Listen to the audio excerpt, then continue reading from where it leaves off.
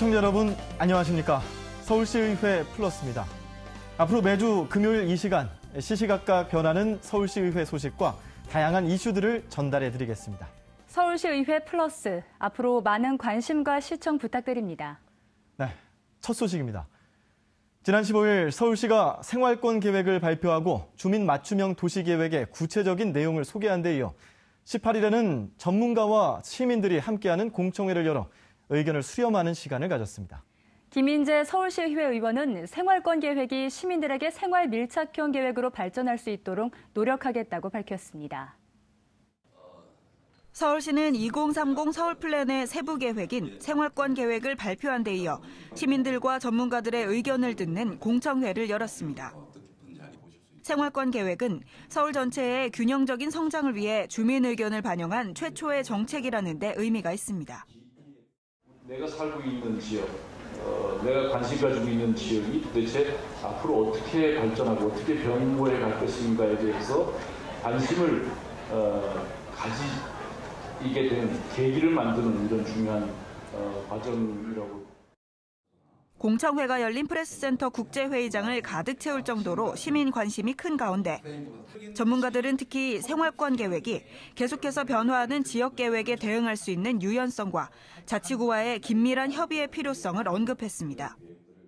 방향성은 제시가 됐는데 이것을 실천할 수 있는 구체화된 내용들을 담아내기가 어려운 측면도 있었겠습니다만은 액션 플랜 이런 것들이 뭐가 있는지가 참 궁금해요.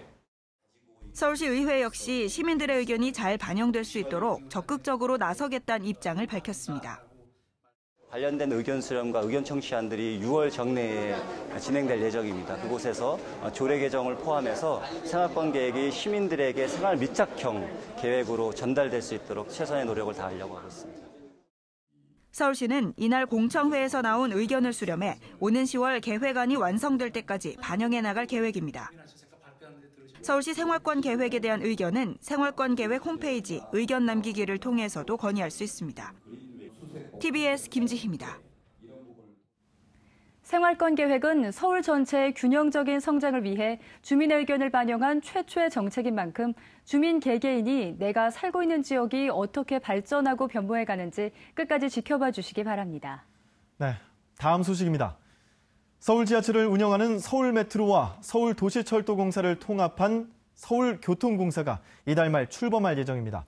이에 앞서 김태호 초대사장 후보자에 대한 인사청문회가 서울시의회에서 진행됐습니다. 이 자리에서는 김태호 후보의 경영 능력과 정책 수행 능력을 검증하고 구의역 사고 재발 방지 대책과 효율적인 인력 운영 방안에 대해 질의가 집중됐습니다.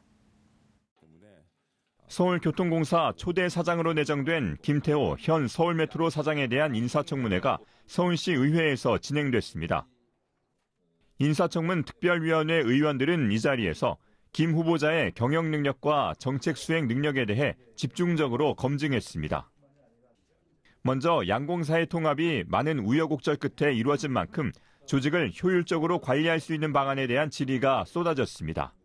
통합의 시너지를 극대화시키겠다 이렇게 돼 있는데 초기에는 아마 안정에 중점을 둬야 할 것 같습니다. 초기에는 혁신보다는 안정에 주력한 기간을 보내고 구의역 사고 같은 안전사고를 예방할 수 있는 대책을 묻는 질문도 수차례 이어졌습니다. 이에 대해 김 후보자는 노후시설 교체를 통해 안전을 확보하겠다고 밝혔습니다. 노후시설에 대한 대개체, 그다음에 시설에 대한 디지털화 이렇게 보시면 될 것 같아요. 여러 가지 전동차 부분, 선로의 여러 신호장치나 통신장치, 전기장치들. 지하철 공사가 만성적자에 허덕이고 있는 만큼 재정난 극복에 대한 질의도 거듭됐습니다. 이와 관련해 김 후보자는 새로운 사업에 대한 구상을 밝히기도 했습니다. 지금 부채가 또 많은 기업이기도 합니다. 그렇죠? 지하철뿐만 아니라 교통공사로서 다른 교통수단이라든지 지상에서의 교통 관련된 사업들을 개발할 여지가 생겼습니다. 그래서 그런 걸 통해서 그런 부담을 좀 줄이면서 양공사의 통합으로 15,000명 규모의 거대 조직이 탄생하는 만큼 파업으로 인한 시민 불편을 우려하는 목소리도 나왔습니다.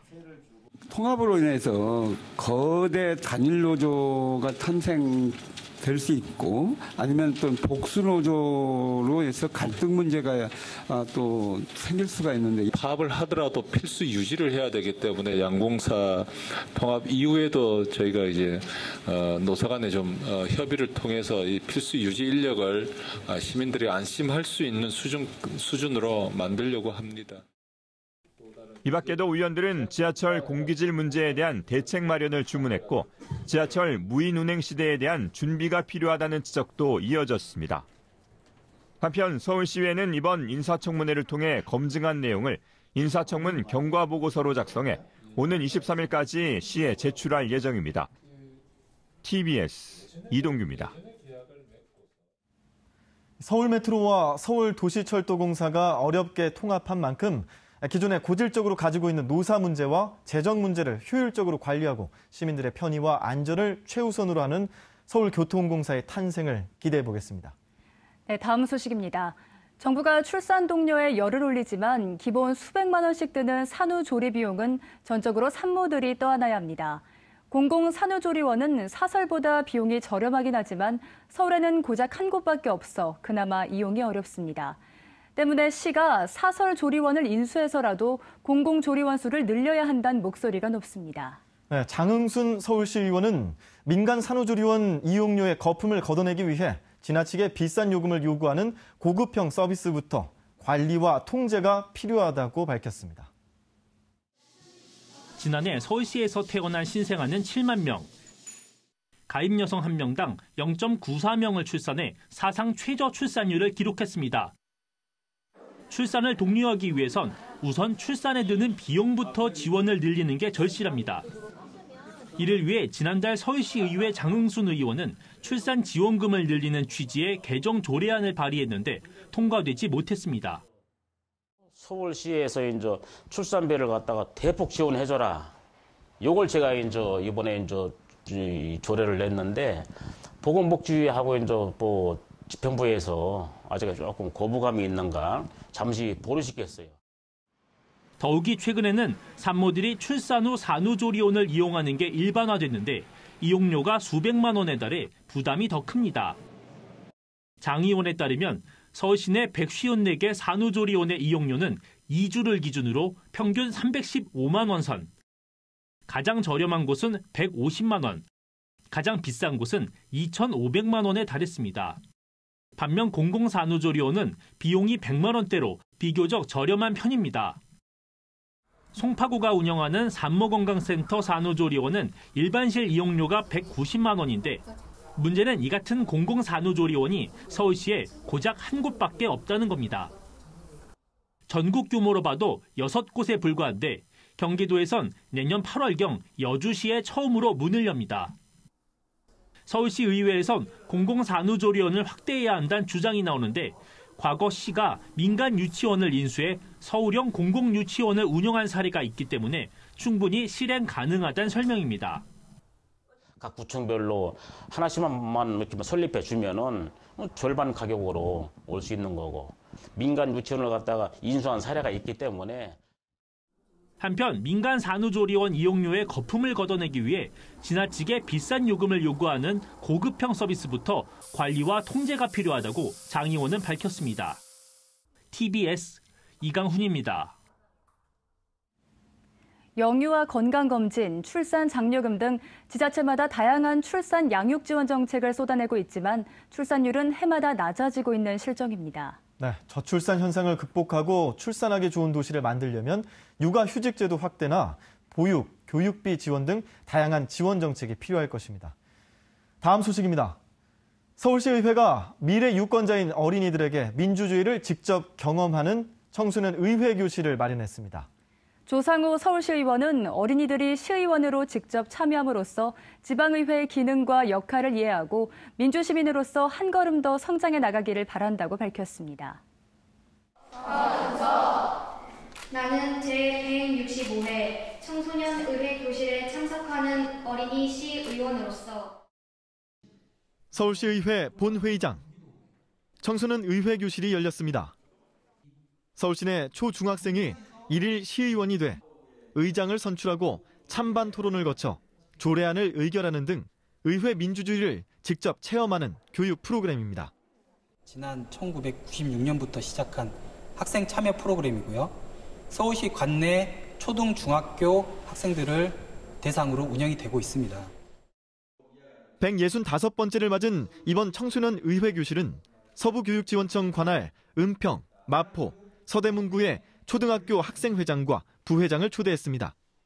여러분들이 책에서만 많이 봤었는데 오늘은 직접 체험을 해봄으로써 의회가 이렇게 구성이 되는구나라고 많이 느끼실 거예요.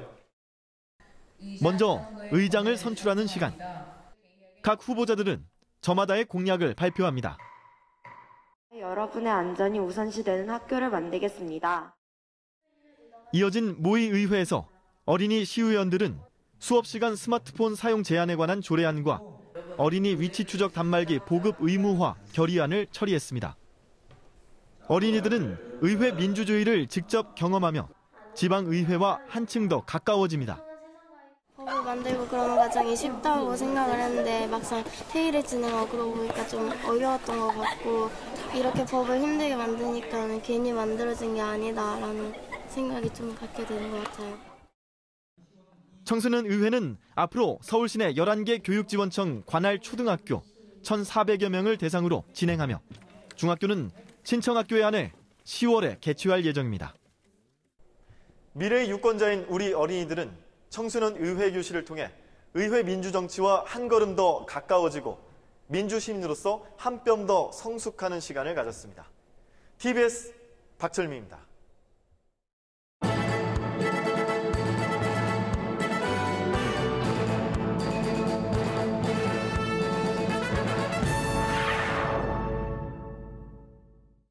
서울시의회 양준욱 의장은 지난 15일 의장 접견실에서 하노이시의회 대표단과 만나 서울, 하노이 두 도시 간 교류 증진에 관해 논의하는 시간을 가졌습니다.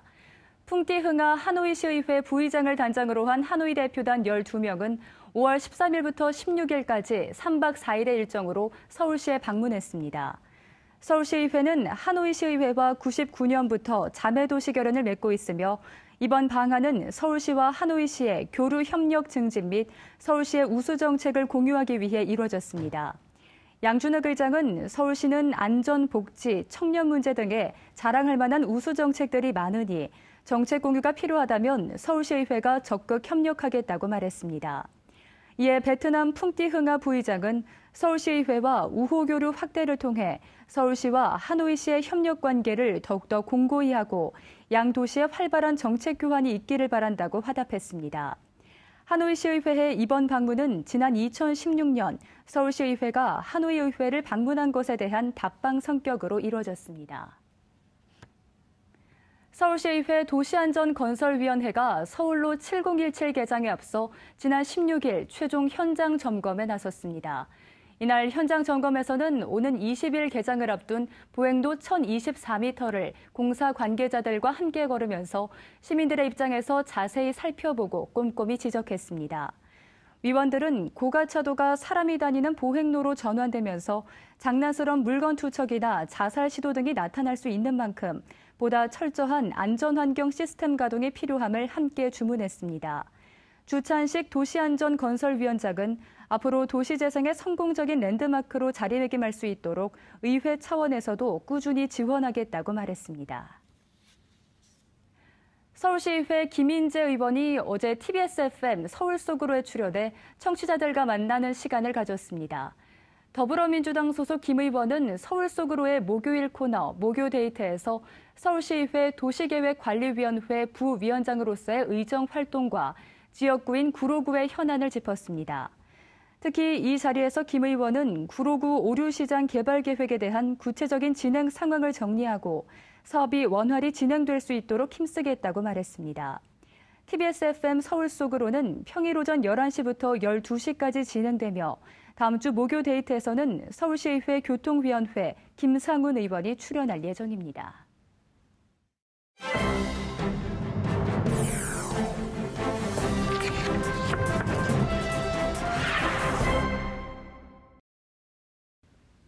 평소 서울시의회에서 어떤 일을 하고 있나 살펴보다가도 이건 무슨 얘기지 하며 고개를 갸우뚱한 경우 많으시죠.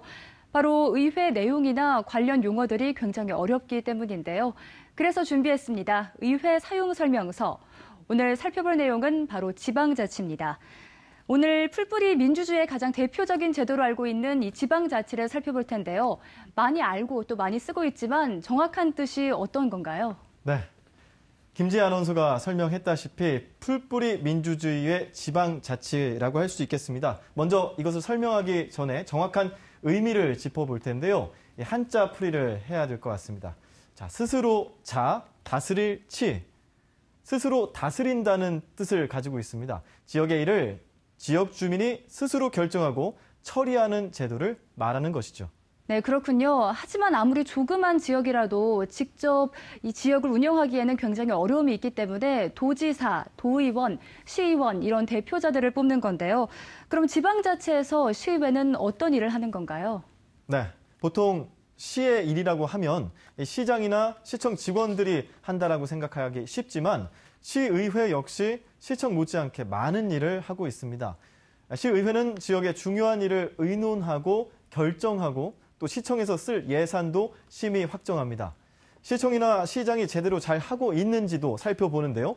예를 들어 공원을 만들 때 예산을 올바르게 쓰고 있는지 감시하는 역할은 기본이고요. 특히 주민들의 의견에 귀를 기울이고 지역 문제를 해결하기 위해 노력하는 일이 시의회의 가장 중요한 역할이라고 볼 수 있습니다. 네, 그러니까 서울시의회가 의사결정을 하는 의결 기관인 거고 지방정부, 즉 서울시청이 집행을 하면서 함께 이 지역을 잘 발전시켜 나간다는 거군요. 들어보면 시의회 역할이 상당히 많은데 본격적으로 서울시의회가 시민 속에서 일을 시작한 건 그리 오래되지 않았다고요? 예, 그렇습니다. 대한민국은 한국전쟁이 한창이던 1952년 최초의 지방선거를 실시했는데요. 서울특별시는 1950년에 일어난 한국전쟁으로 선거를 치르지 못하고 1956년이 돼서야 최초로 의회를 구성할 수 있었습니다. 그러나 1961년 5.16 쿠데타로 지방의회가 강제로 해산되면서 지방자치 제도는 30여 년 동안 중단됐죠. 그러다가 1991년에 지방의회 의원 선거가 실시되면서 지방자치 제도가 다시 부활하게 됐습니다. 비로소 서울시의회가 다시 개원하게 된 겁니다. 하지만 단체장, 그러니까 시장, 군수, 도지사는 대통령이 임명하는 체제였기 때문에 완전한 지방자치 제도였다라고는 볼 수가 없었습니다. 네, 정말 우여곡절이 많았네요. 그럼 본격적으로 이 지방자치가 시작된 건 언제부터인가요? 네, 바로 1995년입니다. 6월 27일 기초의회 의원과 단체장, 광역시도의회 의원, 그리고 단체장 선거가 실시되면서 본격적인 지방자치 시대를 맞이하게 된 겁니다. 현재 서울시의회 제9대 의회는 2014년 6월 4일 제6회 전국 동시지방선거를 통해 지역구 96명, 비례대표 10명, 전체 의원 정수 106명으로 개원했고요. 임기는 2018년 6월 30일까지입니다. 서울시의회가 자리 잡기까지 정말 우여곡절이 많았던 것 같습니다. 이 시간 지방자치에서 서울시의회 역할과 그 내용에 대해 살펴봤습니다.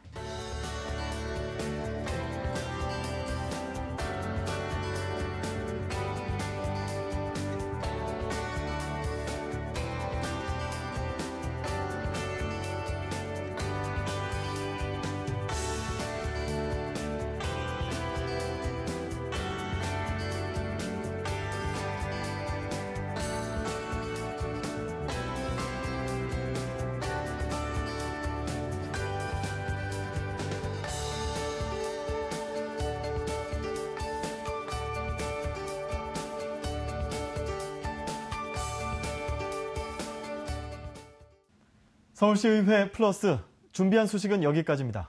다음 주 금요일 더 알찬 소식으로 찾아뵙겠습니다. 함께해 주신 여러분 고맙습니다.